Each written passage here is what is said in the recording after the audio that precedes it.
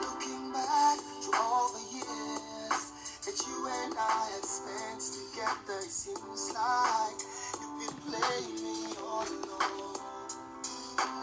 So many times you asked me to put the whole of my trust in you. So many times you betrayed me and played me for a fool. Why don't we work together so the future will be brighter? Cause it be like you and I, we didn't need each other all the time. All the time. Another year has come. And now you want my trust once more. It be like say you want to tell me another story again. It be like say you want to act another movie again. It be like say you want to go another coding again. It be like say you want to dance. Welcome everyone to this great broadcast of this afternoon. Fellow Nigerians, this is a message directly to my people in Nigeria. Prelude to the last broadcast which I did the last time. I've been led to give this message to my people, specifically to my Nigerian people. It is high time we speak some truth to one another. It is high time we face some hard reality. Some truths may be very bitter, but if we don't face it right now, in a short year from now or in a little while from now, we may not have a nation to call our own anymore. And that is why we're going to have some hard talk this afternoon. I welcome every one of you who have come online. My brother Makoga Gaokunu, God bless you dearly, all the way from Delta State in Nigeria. I bless everyone. Thank every one of you for coming online to join us. It's not going to be an easy broadcast for me. You see why I'm keeping quiet right now? You know, in making this broadcast, I am telling you, a lot of energy is required for me to say the kind of things I want to say this afternoon. And they won't be easy things. I'm going to be spilling some beans, some hard facts. I'm going to be bringing some hard facts out. And this is also a clear message, a clear call to the Nigerian military, to the Nigerian armed forces to rise up and help us save Nigeria. If we don't save Nigeria now, there may not be a nation called Nigeria anymore. It is either we get up now and save our nation from doom, save our nation from destruction, or we may soon not have a nation called Nigeria.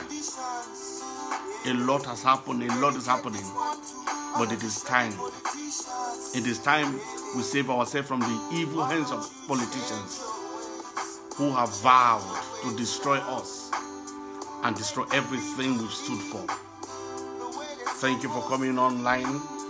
I appreciate you. Please do me the favor, do me the honor, share the video, because it's really going to be explosive. You are going to probably hear some things, some of you who are kind of, like, let's say you use the word younger, are going to hear some things today which you probably never heard. You're going to be hearing some hard facts, some truths which are not in the public domain. Some clear truths which have been hidden from us, hidden from most. Some things will be brought to light this afternoon. It took me so much time to come out with some of these things I'm going to say here today. I know some people are going to ask this obvious question. Why did you take to the social media to bring out such a damning truth about our nation, Nigeria. So I want to warn you ahead of time that some of the things I'm going to say here are going to be very, very deep. But they are things I am ready to stake my head for. They are hard facts about Nigeria, why we are where we are today, why things are the way they are today, and the only solution out of it. In fact, the solution I'm going to profile here today is a solution some of you are not going to support. Some of you are going to kick against the solution I am going to bring out today. Well, we all have our opinion. But today is going to be kind of a different day for me. I am supposed to wear one cap at a time. But today I'm going to be putting on my prophetic cap as a prophet to the nations. And I'm going to be putting up my revolutionary cap as a revolutionary, as a revolutionist. I want my nation, Nigeria, to be saved. This time in 2015, or before I continue, once more, I am your brother, Reverend Abraham Lewis, and I am resident here in the United States of America. And that is why some of the things I'm going to say here right now, some people are going to judge my words. They're probably going to say, oh, you are all the way in America, and you are telling us this kind of things, that we should do what? We should take your word for it and do as you have said. And then when the consequences come, then we face the face the dance over there in Nigeria. If you want to save your people, I've had people tell me that before. If you want to save your people, take the next flight, come over to Nigeria and lead the revolution yourself. Well, unfortunately and fortunately, the message I have today is going to affect every strata of Nigeria. My fellow Nigerians, I bring this message to you with a very deep sense of agitation and ache in my heart. Our nation is falling apart. The center is no more holding. But it seems as if we are so intent and content to live in deception, in illusion, and denial. We seem to be so content to accept the status quo and accept things the way they are. And for that sake, a lot is going wrong, and we don't want to challenge the status quo in any way. We seem to be so satisfied. Well, so many of us are crying quite well. So many of us want a change. It is not today that we've been clamoring for this change. We've been clamoring for this change for so many years. But something is just not right. Because since we've been clamoring for these changes, is it not strange that this change is not coming forth? And yet, nothing is happening. I remember many years ago when I was in Nigeria, something very funny came up. And what came up was that the Times magazine actually did the research at that time, a survey, and in the survey it was discovered that Nigerians are the happiest people. It was said that Nigerians are the happiest people. And the columnists actually went ahead to describe the reasons why they think Nigerians are the happiest people. Because Nigerians are the one people on earth who go through hell and they find a way to enjoy themselves in the hellfire. Nigerians are one set of people who go through a lot in life and they behave as if nothing is happening. Now, Nigerians are like a river, you know, which has decided to forge ahead and get to a destination. So when an obstruction meets with them along the way, they meander around the situation that they are confronted with, and they find a way to get to where they are going. But guess what? In as much as this may look like a positive thing about Nigerians, that is also our greatest weakness. Why is that our greatest weakness? Our political leaders, they have also known this aspect of our system, that we can take anything. that whatever they do to us, we can take it. Whatever they do to us, we will just let it be. And when you look at things from that angle, you will accept the fact that it seems as if Nigerians have either they have a selective amnesia or they have a very short memory. Nigerians tend to forget things, and they forget things very, very fast. If we do not forget things very, very fast, how come the very people who kill us, how come the very people who rob us dry, how come the very people who destroy us are the very people we wake up suddenly and campaign for? The very people who do not have us, who do not have our interests at heart. Whenever they show up at our doorstep asking for our vote, we willingly forget everything they have done. Either maybe because they paid some people 15,000 naira, 10,000 naira, 5,000 naira, some were even paid 2,000 naira. And they will forget that these were the wicked politicians who robbed us dry. These were the wicked politicians who ruined everything for us. And all of a sudden, you will see Nigerians carrying placard. This is the winner. This is the winner. All of a sudden, we've forgotten everything.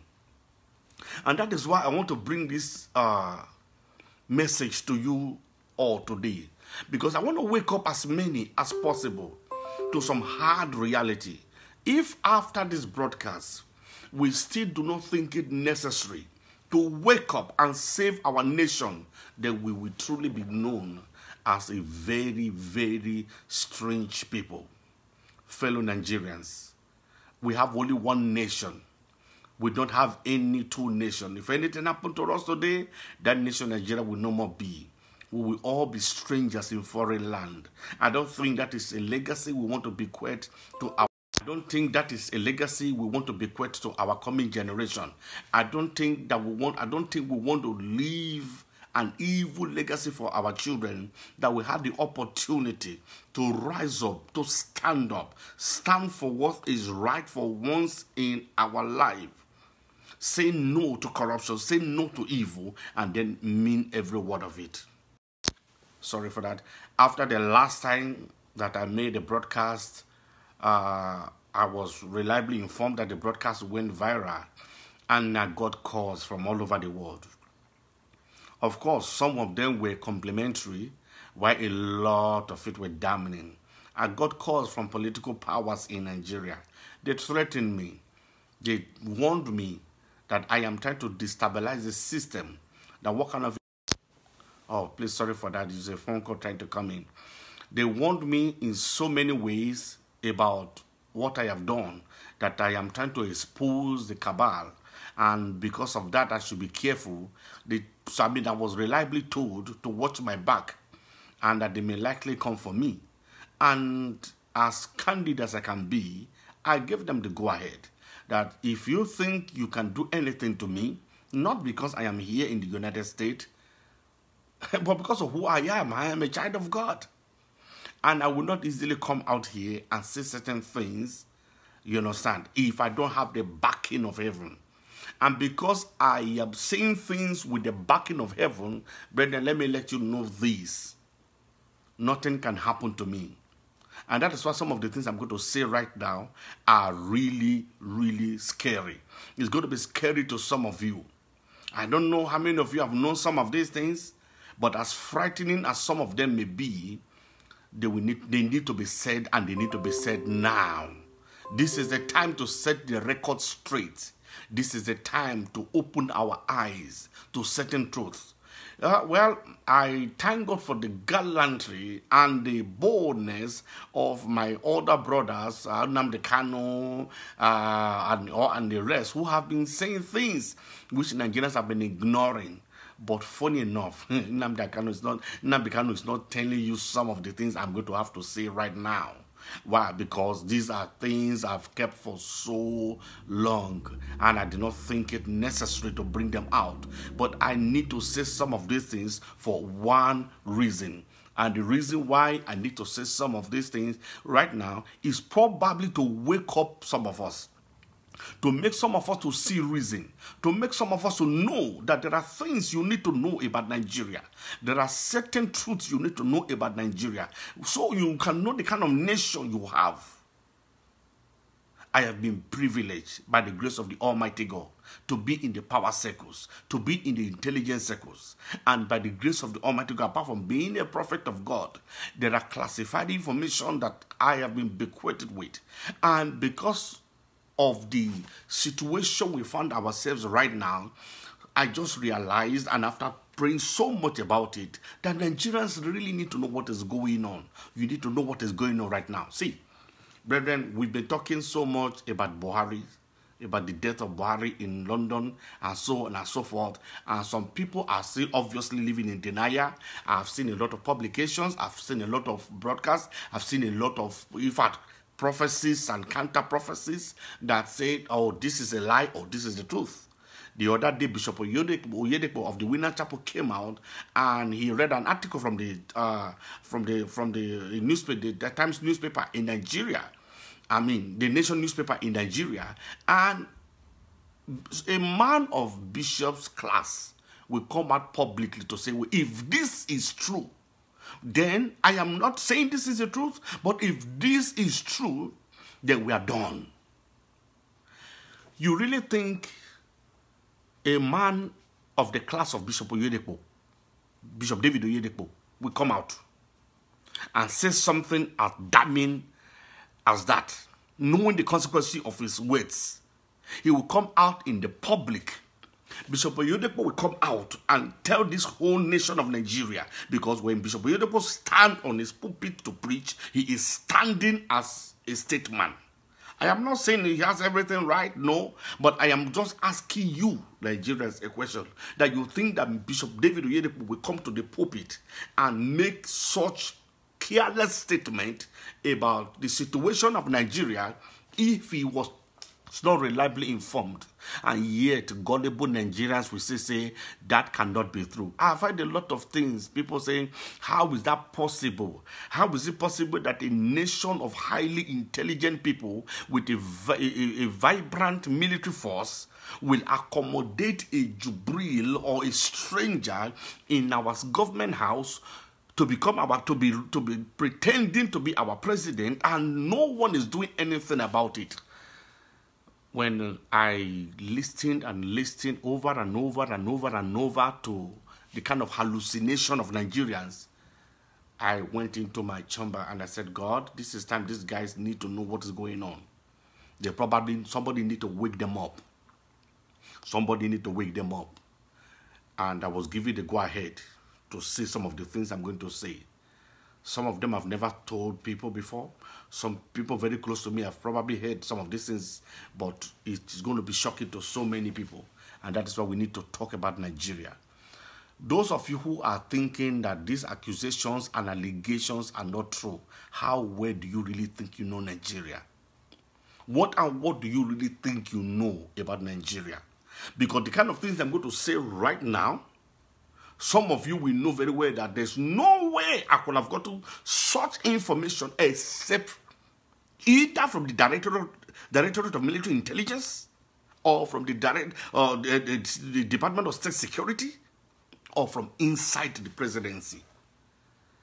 And these are secrets that are circulated in the intelligence circles. But unfortunately, they don't want you to know about it. So for you to know that getting a duplicate for Buhari, I mean, there is a misinformation going on also, which is what the government is now trying to defend.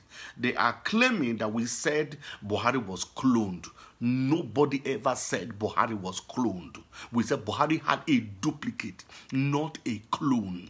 To clone somebody is a biological process that does not happen overnight. But brethren, all through military history, rulers, kings, potentates have had doubles. It is done for security reasons. It is done right here in the United States. It is done in the United Kingdom. It is done in so many nations all around the world. It is done in Russia. Top rulers have doubles. They do that for security reasons. there are times when a ruler is not able to attend a function due to some health issues or whatever, or maybe due to risk factors, they will send the double. The double will go there and act as the original. And in most cases, you will never be able to tell the difference between the double and the real one. It is not something that is new. This is something that has been through history. Ordinary Google will have told you that having a double of a ruler is a normal thing through history. The Russians have been very good at it. Here in America, it is something that has been done over and over. There are certain meetings which a ruler will not be able to attend. Due to reasons, they will send the double. Unfortunately, if the double get killed, that is his business. But you see, where it actually gets twisted is if, for example, something happened to the double, it will be hard for the government to sell the truth to the public that he, the president or the ruler, did not die because they saw the double take a bullet. So if anything of that nature happens, it's actually kind of a little bit dicey situation to handle. So I want you guys to know that what the cabal did in London is not strange.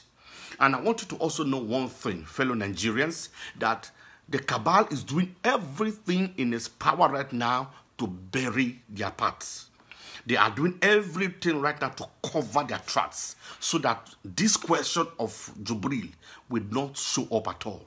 And do you know the first thing they did?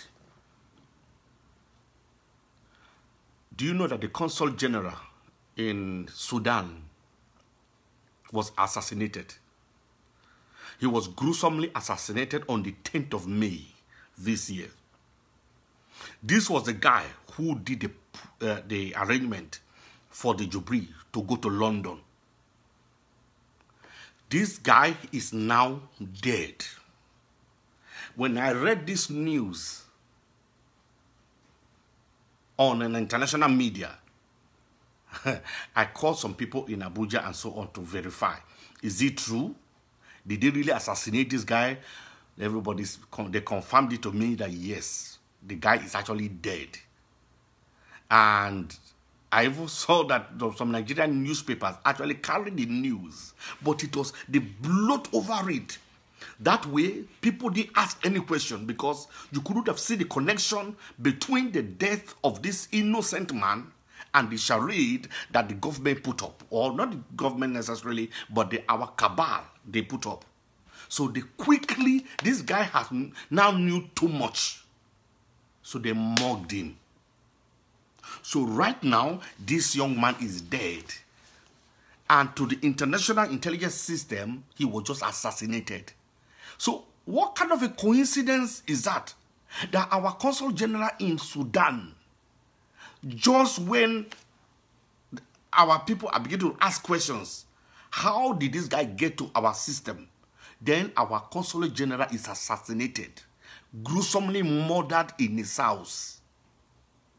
And the police only came and saw him in the pool of his blood. And this happened on the 10th of May, fellow Nigerians. Our consular man in Sudan was assassinated in his house on the 10th of May. How many times have you read through history that a Nigerian consular person was assassinated? How many times have you guys ever heard about such a thing? Okay, they want to cover their tracks and they quickly assassinated him. I told you guys how they are trying to make sure the vice president does not become the president. But fellow Nigerians, you will bear with me, those of you who follow me. This is not the first time I came out to tell you people what was going to happen. When Buhari was not forthcoming from London, and it was constitutionally right for the vice president to take over the reins of affairs, I came online and I told everyone that Osinbajo will not become president of Nigeria. Some people got very mad with me. They were like, what is your problem, you this man? I told them, it is not about me. The powers that be do not want that man to be president. And moreover, heaven is not also backing him. Heaven is not backing the vice president, and the vice president will not become president of Nigeria. I said, no matter what happens, he will not become president of Nigeria. It will shock you to know that at that time, the trump card in the hand of the cabal was actually the Senate President, Bukola Saraki. Bukola Saraki was the one they actually want to make president of Nigeria at that time. But do you know why Bukola Saraki also did not become president of Nigeria? Bukola Saraki was going to become too smart for the cabal. If Bukola Saraki actually had become president of Nigeria, a lot of things were going to go wrong. He was going to take power in such a way that the cabal will not have been able to control him. In fact, the Obasanjo factor will have come to play. When I talk about the Obasanjo factor here, is talking about how Obasanjo became president of Nigeria. I mean, some of you know very well that it was Babangida, Salam Abubakar, and General Gusau, 3 men. These 3 northerners were the one that put General Olusegun Obasanjo into power. General Ibrahim Babangida, General Salam Abubakar, who was then the like an interim president, interim military president, and General Gusau, who finally later became the director of national intelligence or security, so to speak, the national security advisor. These were the 3 people who made President Olusegun Obasanjo to take over the realms of power. You must also know that when General Babangida went to visit President Chief Olusegun Obasanjo at Tuta Farm, he gave Chief Olusegun 200 million naira to prepare, because the Chief Olusegun Obasanjo had just come out of prison at that time. He was given 200 million naira by General Babangida. 2 weeks later, exactly 2 weeks later, General Gusau went to Tuta Farm and gave Chief Olusegun Obasanjo 150 million naira. And then when later on Chief Obasanjo went to the palace, he was given another 200 million naira. Do you know why they gave him all this money? That was the money they gave him to prepare in order to take over power. And then from then on, everything started to unravel, and until Obasanjo became our president. Where they did their campaign as they claim, but you and I know very well that campaign was just on paper. It was just in the mouth of people. The decision to make President Olusegun Obasanjo, to make Chief Olusegun Obasanjo to become our president, has already been made by the military top brats, the retired military top brats at that time. But brethren, there's still a lot more surrounding all this charade for you to know that the people deciding our fate, they are much more ruthless than you think. Where do you guys think that some of the powers that came into power? Let's go back a little bit, brethren. Let's go back memory lane a little bit backward. Let's go to the time of Shagari, how Shagari became president of Nigeria. Some of you may know this, most of you may not actually know this. The decision to make what is his name? Shagari to become president of Nigeria was actually made also by top military brats. Chief Olusegun Obasanjo, who was then head of state, was one of them. Of course, Shagari had to be made president of Nigeria because Awolowo, who won the election, threatened he was going to probe previous governments. Because he was going to probe previous governments, Obasanjo, his own countryman, told him to his face that Obasanjo, will not hand over power to Awolowo if Awolowo does not drop the idea of probing the previous governments. And because Awolowo refused to drop that idea, Awolowo was aced out of the game, and Shagari became our president. But then there was more to it. For Shagari to become president of Nigeria, a lot happened under the carpet. A lot happened under the scene. Fellow Nigerians, I tell you authoritatively, because anybody who think they can counter anything I'm saying should come on social media, call my name. I am Reverend Abraham Lewis. Call my name, counter any word I'm going to say here, that you know better than me, you know what happened, and that what I said is not the truth. Come on the social media, go anywhere, go online, make a publication, denounce anything I have said here, and call me a liar that I lied and I did not know what I was talking about. Fellow Nigerians, the decision or the power to make Shagari to become president of Nigeria was not a democratic decision. It was a highly demonic decision. For your information and for you people to know how this game was played, certain people were involved in bringing Shagari into power after the decision by the military top brats was taken. Certain people did certain things in order to effect the transfer of power to Chief Shagari. And do you know one of the people involved? There was this former man from the north called Alhaji, who once held our foreign ministry, Minister of Foreign Affairs. And then there was Lukman, who held Petroleum Ministry for so many years. But then they were a part of a cabal. This cabal were so powerful at that time. They could do and undo. And they were all members of a high satanic cult. Do you know one of the things they did at that very particular time in order to entrench their evil agenda over Nigeria? 9 pregnant women were assassinated every month, and the amniotic fluid of their womb were poured into the Kanji Dam with the invocation that anyone who uses a NEPA light will be demonized and they will not do anything else but to vote for Shagari. They did this thing until the election was over. And one would have imagined that after the election was over, this evil will end. The evil never end. They continued. These wicked people continued this satanic act. They continued slaughtering the 9 pregnant women, even until when General Babangida Badamasi came into power, they were still doing it. They were still slaughtering these 9 pregnant women and pouring the amniotic fluid of their womb into the Kanji Dam in order to hold power over Nigeria. Those are the evil that our people did. You wonder why we are where we are? You wonder why we are stuck? You wonder why we are not moving forward? Because there is too much bloodshed over the nation of Nigeria. Too much bloodshed over the nation of Nigeria. And then, as if it was not just enough, if this broadcast will ever get to the doorstep of General Ibrahim Babangida, I will speak to you, General Ibrahim Babangida, directly, that I happen to be one of the people who knew what you did in Abuja when the Aso Rock was built.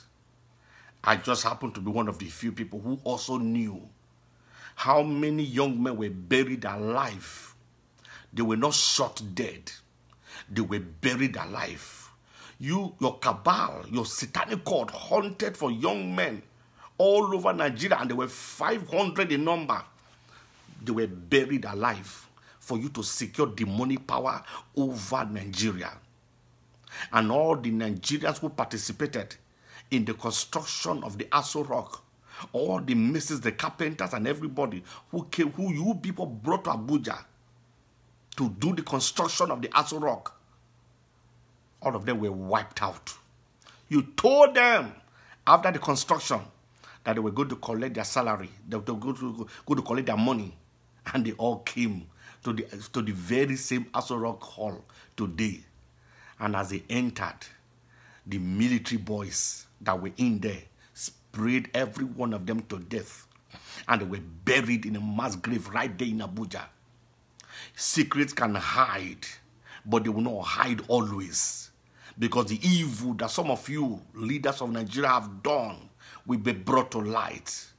And then you went ahead, General Ibrahim Babangida. You went ahead because you thought you were so powerful. You could do and undo. Before you get, when you were at the rank of a colonel, you took somebody's wife. And you killed her first son. And that person today happened to be the late Mariam Babangida, who you thought was from Asaba, but was actually from Agbaro land in Delta State of Nigeria. You took somebody's wife because you were a military commander. And after you took his wife, the late Bongos Ikwe, you killed their first son. And you made Mariam Babangida to become the first lady of Nigeria. And in the bid of Mariam Babangida to become as powerful as her husband, she to join several satanic cults all over the world in order to draw power to Nigeria. So Nigeria has been frolicking under the influence of demonic powers. And that continued until Abacha came into power. And of course, God dealt his deadly blow on General Abacha. But for people who think that they know too much, I want you to tell me, how did you think General Abacha died? Oh, you guys just heard that an Indian woman came and gave General Abacha apple to eat, and General Abacha died. What you did not know is that the decision to kill Abacha and to kill late Chief Moshood Abiola was made here in America. It was the Bill Clinton government. It was the government of Bill Clinton that decided that even though Chief Moshood Abiola was his own friend, they were together in Harvard Business School, and Moshood Abiola just happened to be the man who sponsored so much of Bill Clinton's first term in office, his first campaign. But when the time came to wipe either Abacha and Abiola out of the question, it was Bill Clinton who decided to use the power, the resources of the CIA to kill General Abacha. And so they brought an Indian woman who actually was a CIA agent and was brought in by General Jeremiah Husseini, who is from Plateau State, a member of the Lagdam Mafia. It was General Husseini who brought that woman into the Aso Rock with the clear instruction of what to do. The apple that was given to Abacha was injected with the cyanide. And the point where the cyanide was injected was a part Abacha ate. And Abacha died on the spot. And when it was time for power to change hands, they did not want Moshood Abiola to take over power. So they went into the second phase of their plan. General Abdulsalam Abubakar, that very wicked old man, who people are now seeing as a saint today, you guys will never imagine what General Abdulsalam Abubakar did in Nigeria. Some of them, if they don't die before their time, the revolution will slaughter every one of them, because we know what they did. General Abdulsalam was in power, and he wanted to control things, and he was contacted by the Americans. Talking about Jeremiah Husseini, for you to know specifically what happened, General Jeremiah Husseini from Plateau State, who was a bosom friend of General Abacha, was given $20 million in order to carry out the dastard act of assassinating Abacha. Well, Abacha was a wicked man. Some may say he deserved what he got, but then the stories will not add up at the end of the day if we believe in true justice. Right? I'm happy some people were spared. We are happy that some people were not spared. But in a way, General Abacha did some things which God wanted him to do. God brought him into power and God took him out of power. But how many people knew how these arrangements were made? And then when it was time to kill Chief Moshood Abiola, fortunately and unfortunately, the conspiracy had to grow wide. The Commonwealth was brought into the act. The United Nations was brought into the act. And that was why on the very day Chief Moshood Abiola was to be assassinated, certain key factors were brought into play. Chief Kofi Annan flew in from the UN. And then our own brother, Chief Emeka Anyaoku, who was the then Secretary General of the Commonwealth, flew in from England. And they all met at the Aso Rock. with General Abubakar, General Abubakar Abdul Salam, who was then the president, the military head of state. They all drank tea when these people came, because they didn't stay more than 3 hours in the palace. They didn't stay more than, the whole visit was just 3 hours. There was nothing they told Chief Abiola on that day. It was, Abiola just sat down, and these guys came and they served tea. Abiola, being smart, decided to wait to know what was going on. He waited for all of them to drink the tea. Abdul Salam drank his own cup of tea. Chief Emeka Nyaoku drank his own cup of tea. Kofi Annan drank his own cup of tea. When he saw that they've taken like 2 sips before Chief Abiola drank his cup of tea. But what Chief Abiola did not know, unfortunately for him, was that his cup of tea was washed in a cyanide solution. The people knew that if Chief Abiola, if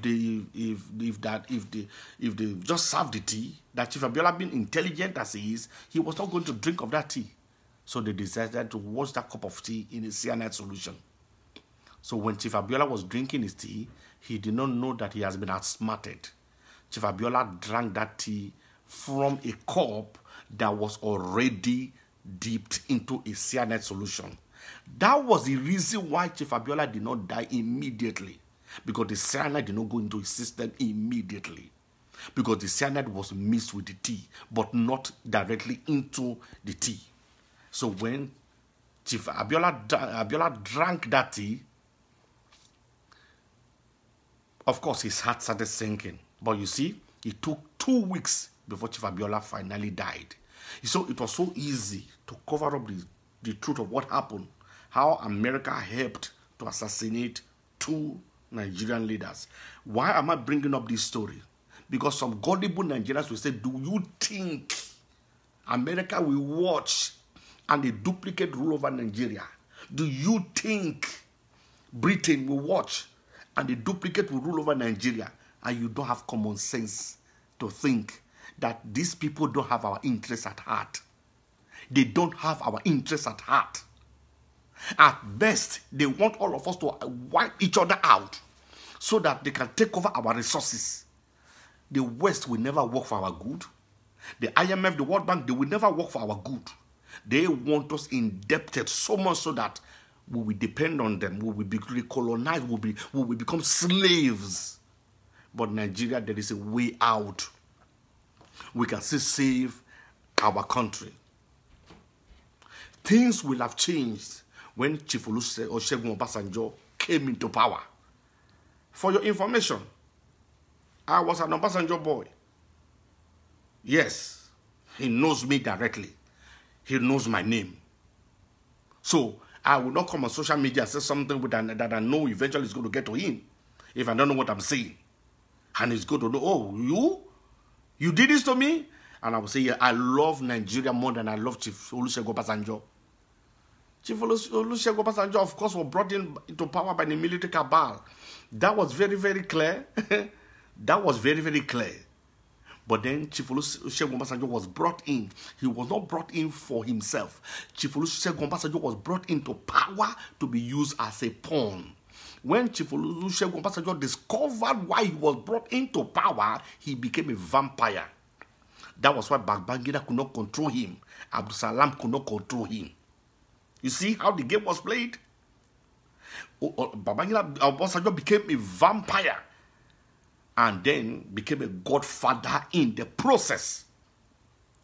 So now, the northern oligarchy discovered they could not use Baba Obasanjo anymore.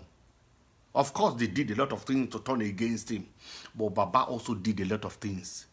Fellow Nigerians, I am from Delta State of Nigeria. I am an Urobo by tribe. I am a Niger Delta boy. So I want you to know one thing. I have a strong allegiance to my people, but I love my nation, Nigeria. I love the stability of my nation, Nigeria. And I will do anything to save my nation, Nigeria, from total collapse.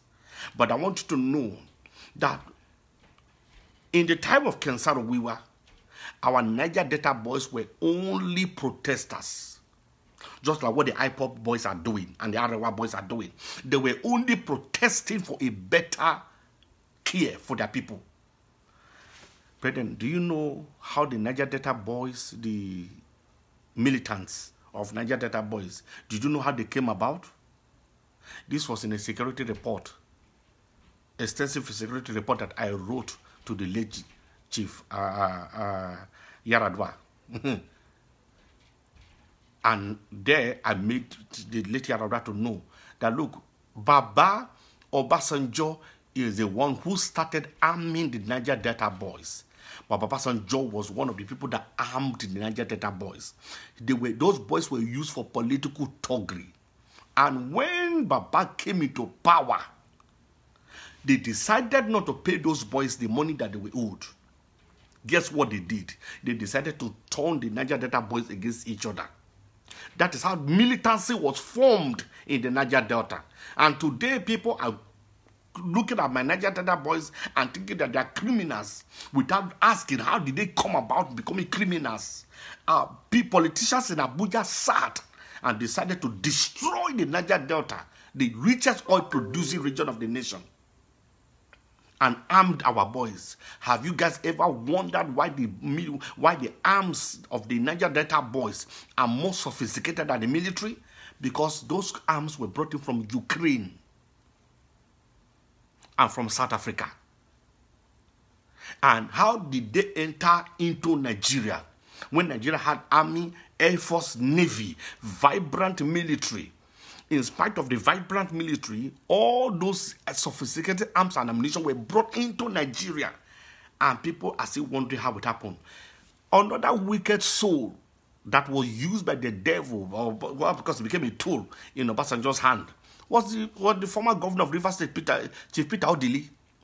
Chief Peter Odili was one of the greatest instruments in the hand of Baba Obasanjo to bring arms and ammunition into Nigeria. You get that? Peter Odili was used, dangerously used, to bring arms into Nigeria. Have you people wondered why, when Obasanjo was stepping down, Peter Odili was one of the people that bought the presidential form, right? Peter Odili bought the presidential form. Have you wondered why Obasanjo did not give him the presidency? Because Obasanjo was seen to be shopping for a replacement for himself. And some of the people he shortlisted included Donald Duke. If this information ever gets to Donald Duke, then he should be embarrassed. Because Donald Duke bought the presidential form. He bought the form, but Baba Obasanjo played him. Baba Obasanjo did not have any intention of handing over power to anybody. Baba Obasanjo wanted to continue for a third term. Some of you know this already. Only that you do not know the power play that happened behind the house. So how did it finally end up? How did we end up with Yaradua, the late Yaradua, and my brother Jonathan, Goodluck Jonathan? Baba Obasanjo knew from security report that the late Yaradua had a heart problem and that his heart was functioning only 50%. But Baba Obasanjo needed an avenue because there is a clause in our electoral law. That's the place that if an elected official, if somebody is elected into office and something happens before the person is sworn in, the incumbent has a right to remain in office for another 3 to 6 months, depending on whatever situation whatever the situation will be. So Obasanjo was playing the first one, and he decided to choose Yaradua. And on the other hand, he needed somebody who will clear the way if anything ever happened to Yaradua. And so he looked to himself, who else? Goodluck Jonathan was like the worst mumu governor at that time. The man eventually have no brain of his own. It is his wife that is shaking, even though it's easy. Funny enough, it is his illiterate wife that was actually shaking him up. And so that is, at the end of the day, they chose Yaradua and they chose Goodluck Jonathan. You understand? They chose Yaradua and they chose Goodluck Jonathan. But choosing Yaradua was not all. Obasanjo must make sure that Yaradua die. And there were several avenues through which this evil must be achieved. If Yaradua is put through the rigor of campaign, of regular campaign, his heart will fail him and he will die. And do you know that chapter 1 worked? It worked because Yaradua passed out during the campaign. Yaradua was rushed to London, to Germany. But do you know that this game did not end? What I'm going to tell you now came from the mouth of Yaradua.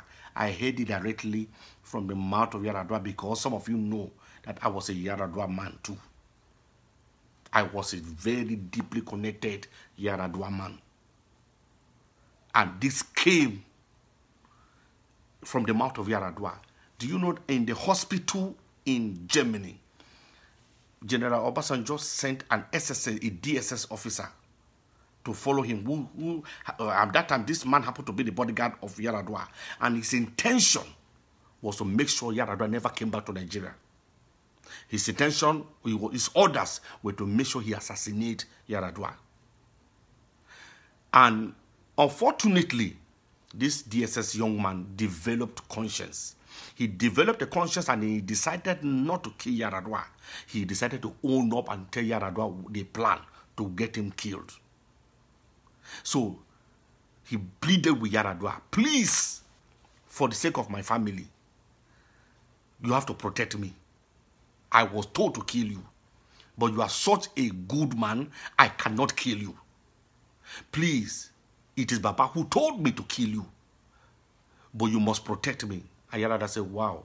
But Yaradua made one big mistake. One very, very big mistake that the late Yaradua made was to have told his wife.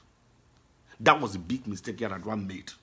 That was why his wife took over power when Yaradua died and she refused to hand over power. That woman was only reacting.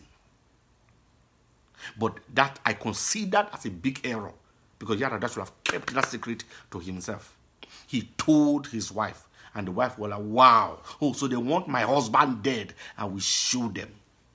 So when eventually Yaradua became a vegetable, that woman became wounded and decided not to hand over power. Eventually, when they prevailed on her and she left the power and Jonathan came into office, but the people thought that the Northern Cabal were victimizing Jonathan. No, it has nothing to do with Jonathan at that time. But sincerely speaking, I was one of the people who never supported Jonathan. You see, I never supported him when Yaradua was alive. I never supported him when Yaradua was dead because I never knew that man was really clueless. And so Jonathan came into power and the rest is history. Babangida, the same year, this Buhari and all of that, they went and they started the northern military force, the Boko Haram and all of that. They did all of that in order to checkmate Jonathan out of power. You see that when Yaradua came into power, he became the first person who was able to pacify the Niger Delta boys. Do you know why? Because the late Yaradua had no evil agenda. He had no hand in any evil agenda. But Jonathan came. Jonathan was a lily-livered man. He couldn't handle the system. So the system dealt with him very badly. Today, Yaradua came into power. And it was very clear that something needed to be done to stabilize the nation. Unfortunately, in order to deal with the system also, they created a counter-terrorist group to checkmate the Boko Haram they created. That was why you guys heard about the ISIS and the Boko Haram. Now it looks as if there are two military groups fighting, two terrorist groups. No, they were just people that were hired to do the job that they are doing. Fellow Nigerians, Buhari came into power and they told us that they are fighting corruption. Please tell me, where is the corruption today? How many soldiers have we lost? How many innocent men have we lost?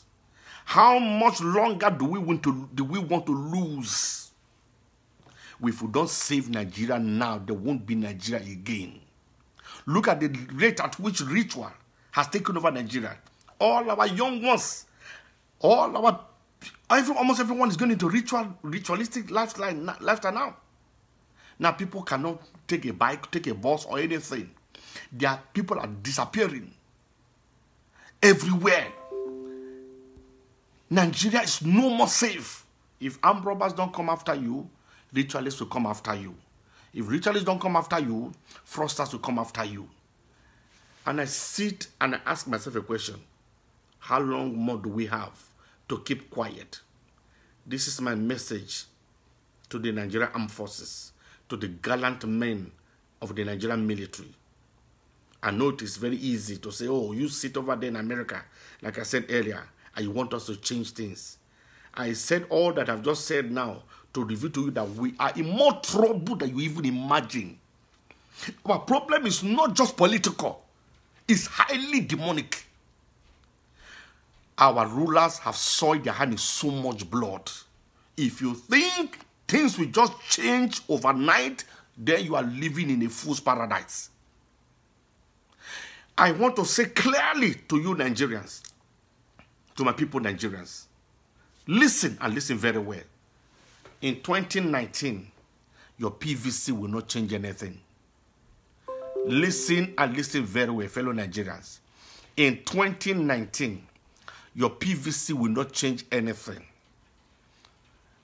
I speak to you, my brother Mogalu, from I know you are from the Igbo land. I've not checked out your state.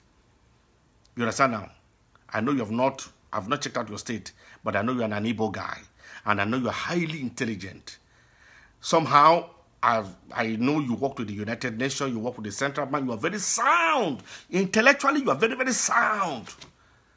But my brother Mogalu, you can't save Nigeria. Nigeria is swimming in blood. Nigeria right now does not need a gentleman. Nigeria needs a radical revolutionist to save what we have right now. And I want to speak to you, Showore. I love the zeal with which you are going about your campaign. I monitor everything you do. I monitor what you do. But please, Showore, you cannot save Nigeria. You don't have what it takes to save Nigeria. I speak to you, my sister Ezekwesili. You have very, very good pedigree. You have very, very good credentials. You cannot save Nigeria. As it stands right now, take it or leave it, Nigeria is way beyond saving, even though there is a solution. But Nigeria is really, really way beyond saving. But like I said, there is a solution. Only that the solution cannot be by your PVC. The solution to save Nigeria from the bloodbath we are in now, it cannot be done by your PVC. I salute all those who have been campaigning, mobilizing. Make sure you vote. Make sure your vote count. Make sure you vote. Make sure your vote count.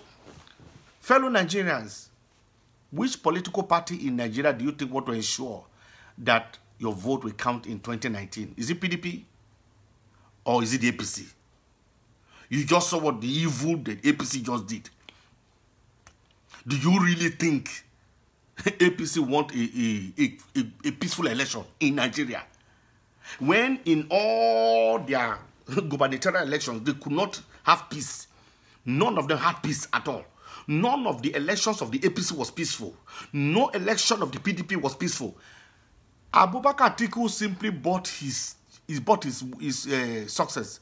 Abubakar Atiku did not contest any election. Abubakar Atiku did not contest any primary. Now, if that is anything to go by, just wait a minute. Oh, we want to replace one demon with another demon, right? The APC is a very useless party. It's a very wicked party. It's a very satanic party. And then we want to replace the APC with PDP, right? Oh, very good. That just sounds very good. Somebody called them the two Siamese twins of corruption, and which is exactly what the APC and the PDP are. Please, somebody tell me what is the difference between the APC in Nigeria. Is it the party that has people like Mohammed, a man who lies with the two sides of his mouth, like as if he's a child playing soccer? Or who is this person in the APC? Wait a minute. I just missed out one point. Or perhaps it is that masquerade from Edo State who is the head of the APC right now.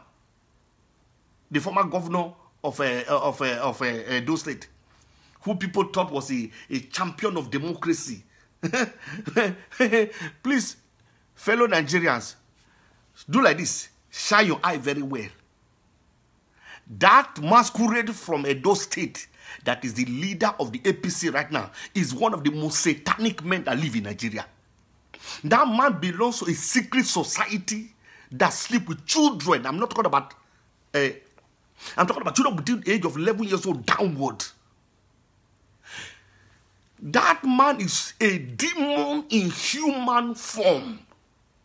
You really think a man of his pedigree is going to ensure a peaceful election in Nigeria? Wow.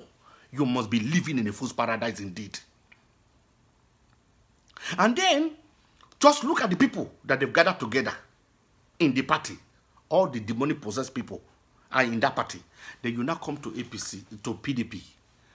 I know some of my friends who are here who approached me earlier on over PDP to join the PDP party here in the diaspora.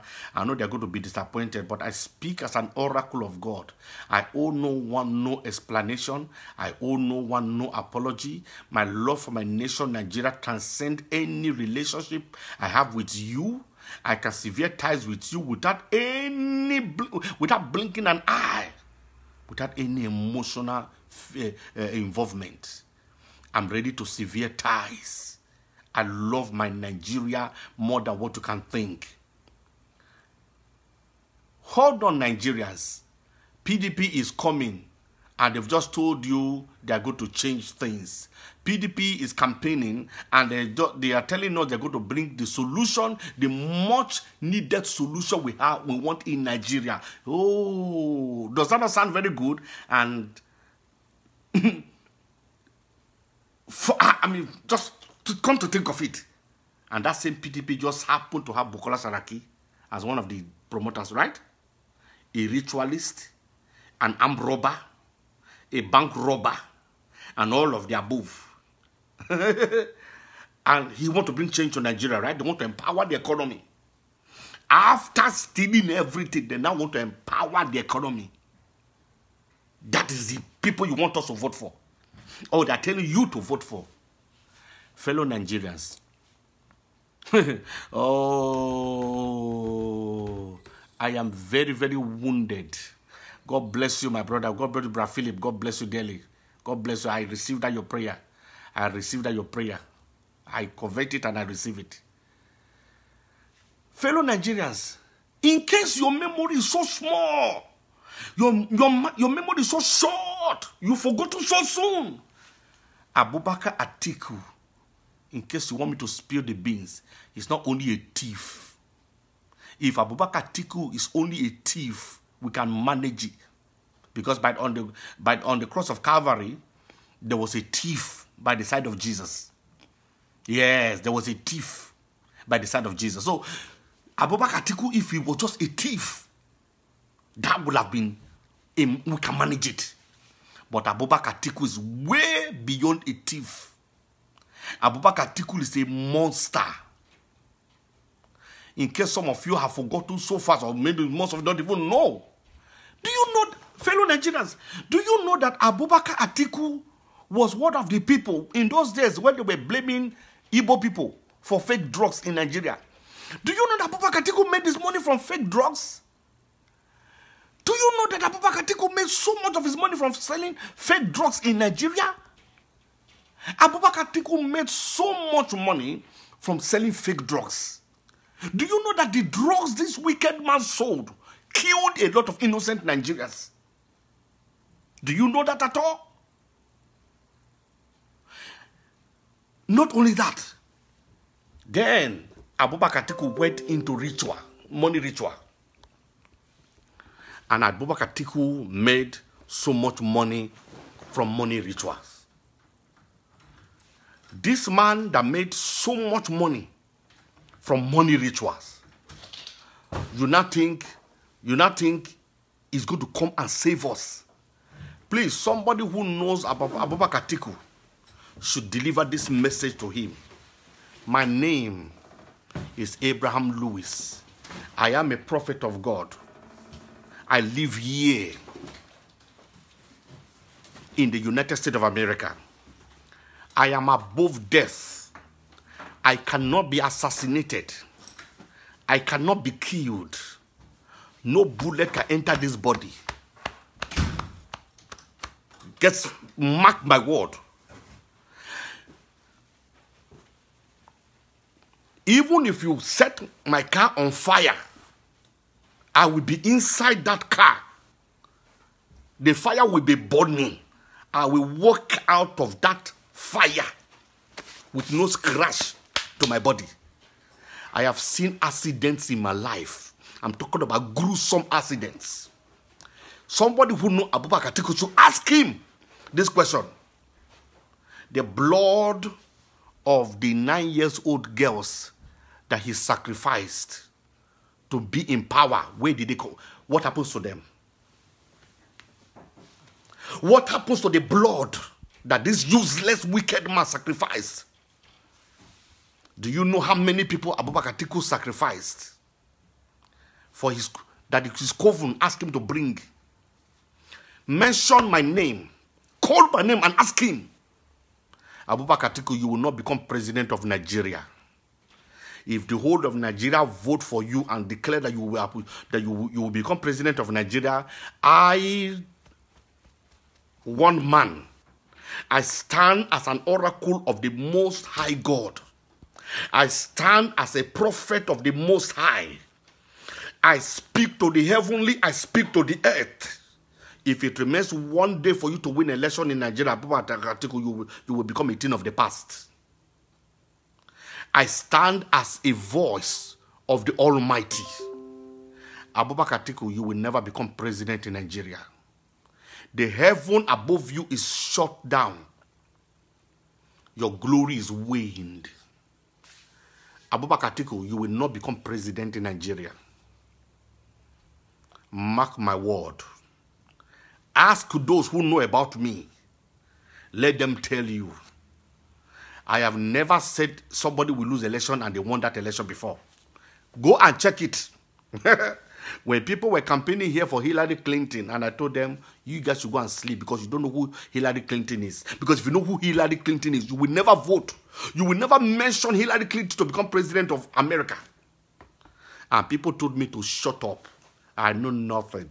I said, okay, no problem. No problem.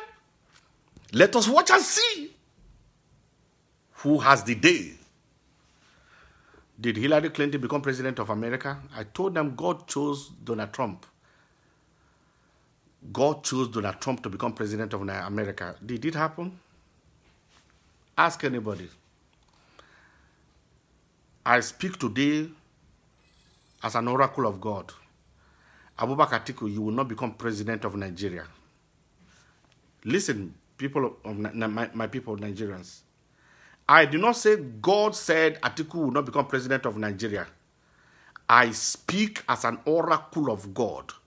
And I tell you, Atiku will not become president of Nigeria, whether dead or alive. Atiku will not become president of Nigeria. They made an arrangement with you. Mr. Victor, God bless you. God bless you dearly. They made an arrangement with you so that you will win the election and the Jubilee issue will be swept under the carpet. I know you people don't want to listen to Nnamdi Kanu because he's a leader of IPOB and he has his own issues. I am for Nigeria anyway, as you can see. I am for Nigeria. I want Nigeria to remain. Well, and I want Nigeria to remain because God wants Nigeria to remain. There are things God wants to do in Nigeria which he has not yet finished doing. So Nigeria is not going to divide anytime soon. Mark my word. Write it down anywhere. Write the date, the time, and everything down. Nigeria is not going to divide anytime soon. Because There are divine assignment God wants to bring to pass in Nigeria, and so it's not yet time for Nigeria to separate. But everyone, I said this in my last broadcast, everyone who had hand in Nigeria being where they are, their blood will flow on the street. Everyone, their blood will flow on the street. To you, my people from the north, if you want to maintain power, if you feel that you must still maintain power in 2019, you have only one bullet left in your gun. There is a man who I respect so much, and he does not even know that I know him, and that is Colonel Abubakar Umar, a prince of Fulani land, but a man who is truly Nigerian. If you want to get a credible northerner to take over power in Nigeria and complete your tenure, go and bring Abubakar Umar to the table. Watch and see how the support for Abubakar Umar will work for you. But let me tell you one thing. Let me tell you one thing. All those deadly ritualists, whether in the cabal of the dead Buhari or in the PDP, they will never see us rock. Those who think on their own part that they are the one in power already and that they will keep the power. Brethren, in rounding up, I want to send a message to the Nigerian military. We want a revolution in Nigeria. We want a strong revolution in Nigeria. But taking up arms in Nigeria right now will not help anybody. Nigerian army. Unless you are no more the gallant men of the military that we know, it is time you save this nation from this embarrassment. I speak to you, if you have any conscience left in you, it is time you go to Aso Rock and arrest everybody you see in Aso Rock. Arrest everybody, all those wicked politicians. Arrest every one of them. And let there be a change of power now. Because if you guys think that 2019 is going to come and there's going to be an election in Nigeria, keep sleeping and keep wishing, because you will not see it. You don't even know what is being planned already in Nigeria. How many factions of the military right now wants to take over power? And I am speaking to those different factions of the military that want to plot this coup d'etat. Please, if you guys go about it the way you are planning it right now, you will destroy Nigeria. You will just scatter everything. The innocent Nigerians don't need to suffer for the evil that others have done. What you need to do, gallant military men of the armed forces, mobilize every one of you. All generals in Nigeria should be arrested with immediate effect. All 5-star, 4-star generals in Nigeria should be arrested with immediate effect. Arrest all generals. Arrest all top politicians in Nigeria. And I dare to say, do not honor them with prison sentence. You know what you should do to them? Please go and look for a lake or a river where there are crocodiles. Take every one of them. Go and throw them inside that lake. It is time to save Nigeria from these wicked politicians. They have shed too much blood and too much evil. If you love Nigeria and you want to help Nigeria, don't start war for no reason. The innocent people will suffer what they don't know about. We don't need to destroy everything. Go to Abuja. You know the people who are responsible. They are the ones. That masquerade of a Jubril man that is in Abuja right now, who everybody is bowing to, that man needs to be arrested. It is time to put an end to the madness going on in Aso Rock. If you don't do it now, you will not like what is going to happen. I speak to you, Nigerian army. It is time you come to our aid now. Don't let Nigerians take up arms. Because if Nigerians take up arms, all of you will be slaughtered. Don't think you have enough armament to fight Nigerians. If Nigerians take up arms, the result will be too bad. We can save bloodshed if only the wicked ones are arrested. Go to that National Assembly, sack everybody from there. Go to that Asorok, arrest everyone you see, all those like Mohammed and his group. Arrest every one of them. And then all those top 5-star generals, let every one of them be arrested. Because they have all sworn oath to keep us in darkness. And this darkness must come to an end. I know somebody is saying something here, one Stanley, saying that this pastor is from the zoo called Nigeria. Well, God bless you for your sentiment. I appreciate and I respect your sentiment. We are Biafrans. We are going home. Yes, God bless you for that too. Thank you for knowing that you are Biafran and you are going home. But stop living in a fool's paradise, my brother. Stop living in a fool's paradise. You are an Igbo guy. I say respect you. What you don't know, I am partly Igbo myself. And I love my Igbo brothers to aim to the moon. But let me tell you one thing. It is not yet time. For what you are fighting for, you will not get it. Nnamdi Kanu is not coming back to come and rescue you from any destruction or anything. Yes, you are Biafrans, you must be free and respect your desire. But I am telling you what will happen, not what you think will happen. Your thinking has no bearing in this. So, I am talking to I love Nigeria, and I will continue to love Nigeria until God tells me not to love Nigeria. But right now, I love Nigeria. And there's nothing anybody can do about that. I'm not asking you to love Nigeria. I love Nigeria. I'm not telling you to love Nigeria. God has a mission in Nigeria. And until God is done, nobody can stop him. You are praying to you are praying to the Almighty God. You are praying to Elohim. God is not an author of confusion. He speaks with one voice. And what he wants will be done. But let me tell you, my brother, love your Igbo people, but know one thing, you have to also love your brothers. The Hausa people, they are not really our enemies. It's a few cabal of people that are behind this misfortune that we're all going through. Yes, I understand. You say one Nigeria is a crime against humanity. That is your opinion. That is not my opinion. I came here to make the broadcast to talk to Nigerians. If you're not a Nigerian, then you don't have any reason to be here. If you're not a Nigerian, you don't have any reason to respond in my post. God bless you all.